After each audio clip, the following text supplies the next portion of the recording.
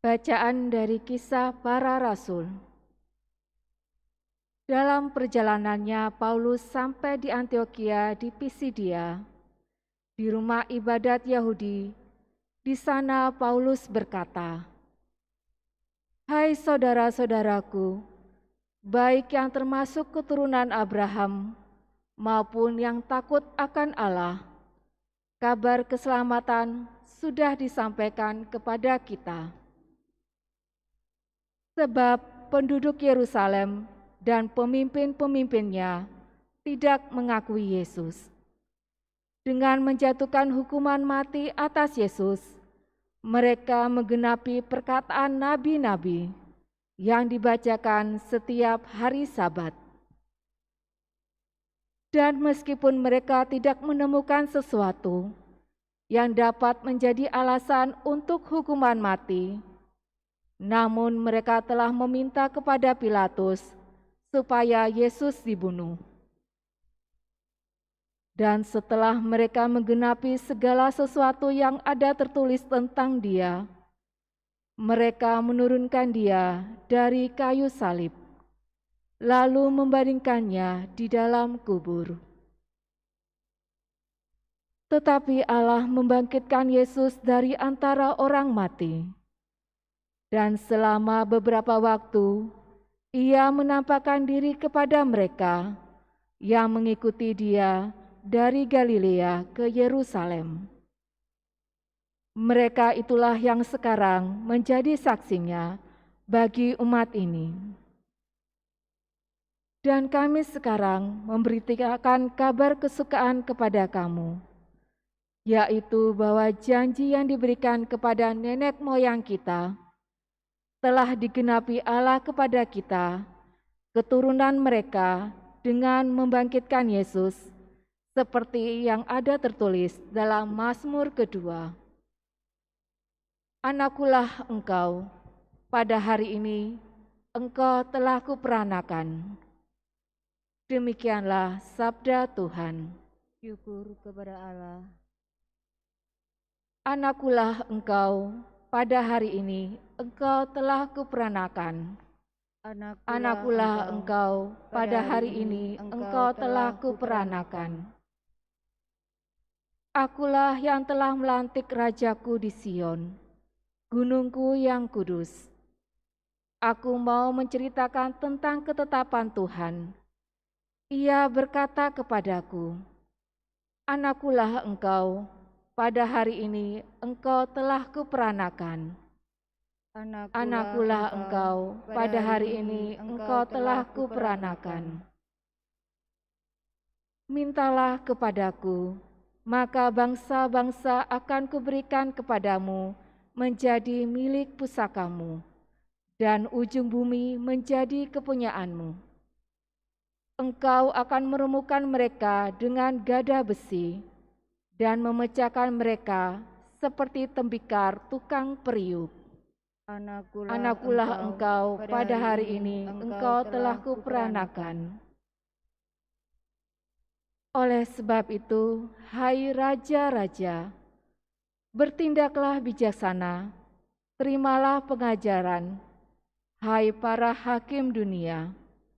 Beribadalah kepada Tuhan dengan takwa, dan ciumlah kakinya dengan gemetar.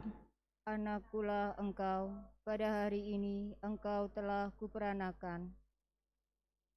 Haleluya, haleluya, haleluya.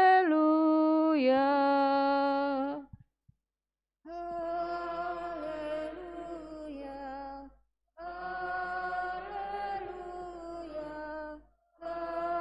haleluya. Akulah jalan, kebenaran dan hidup. Tidak seorang pun datang kepada Bapa kalau tidak melalui aku. Haleluya, haleluya, haleluya.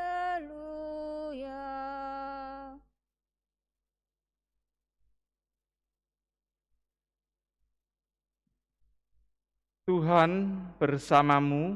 dan bersama rohmu. Inilah Injil suci menurut Yohanes.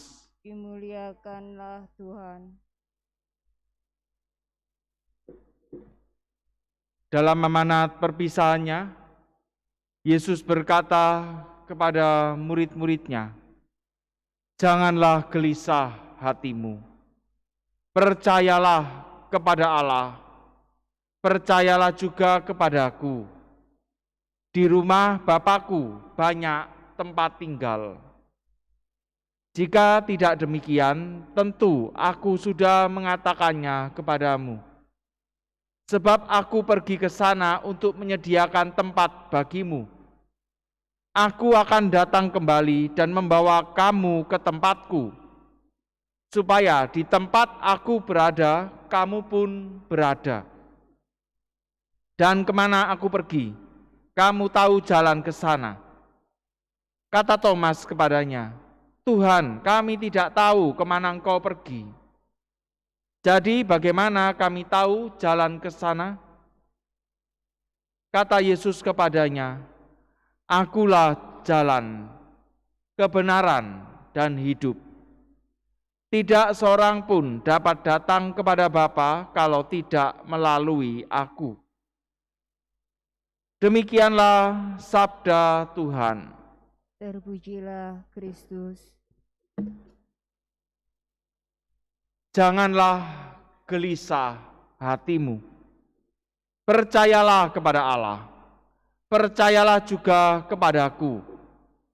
Di rumah Bapakku banyak tempat tinggal. Saudara-saudari yang terkasih dalam Kristus, kematian selalu membuat manusia menjadi takut, khawatir, dan gelisah. Padahal semua orang pasti akan mengalami kematian.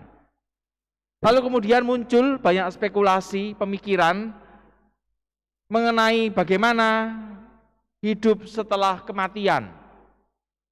Dan banyak agama menawarkan pemikiran tersebut. Tapi agama-agama di luar Kristen hanya berdasarkan tawaran-tawaran manusiawi saja. Bahkan ada yang berpikiran bahwa hidup setelah kematian itu seperti orang di dunia, butuh rumah, butuh mobil, lalu apalagi? Butuh handphone, bahkan sampai ngirim lalu dibakar dengan cara seperti itu. Yang lain lagi mungkin sama seperti orang-orang Saduki yang berpikir bahwa kematian itu seperti hidup di dunia, orang butuh seks. Lalu kemudian berpikir bahwa hidup setelah kematian itu seperti orang kawin, terus setiap hari kawin. Itulah kesesatan-kesesatan kalau kita tidak dekat dengan Yesus. Kita harus bersyukur sebagai orang Katolik, kita harus sungguh-sungguh bersyukur karena kita ditunjukkan oleh Yesus sendiri tentang apa yang terjadi setelah kematian dan bagaimana hidup di surga bersama dengan Allah. Yesus adalah Allah. Yesus juga berasal dari surga. Lalu juga sebagai manusia, Yesus juga pernah mengalami kematian lalu kemudian bangkit. Kurang apa? Kalau kita mau berpikir secara mendalam, siapa satu-satunya orang yang tahu hidup setelah kematian adalah Yesus. Yesus dari surga, Yesus juga adalah Allah. Lalu sebagai manusia, Yesus pun juga pernah mati kemudian bangkit lagi. Semua orang selain Yesus tidak ada yang mengalami itu. Karena itu kita sebagai orang Katolik harus sungguh-sungguh bersyukur. Percayalah kepada Yesus karena Yesus juga mengatakan dirinya bahwa Dia adalah jalan. Jalan yang akan menuntun kita sampai kepada Allah, sampai kepada surga yang benar.